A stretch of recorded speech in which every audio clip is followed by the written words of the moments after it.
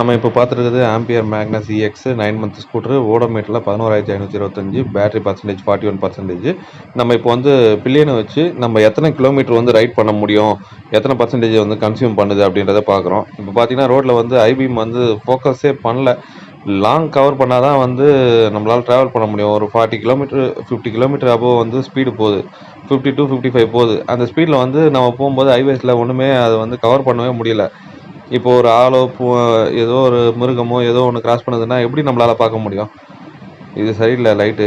அப்புறம் பார்த்தீங்கன்னா நம்ம மொத்தம் கன்சியூம் பண்ணியிருக்கிறது 25%, 16 கிலோமீட்டர் ட்ராவல் பண்ணியிருக்கோம்.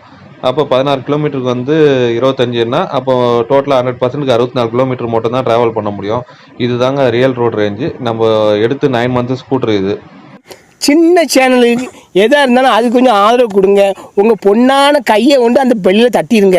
அவங்களுக்கு சப்ஸ்கிரைபர் 5 10 ஏறுனா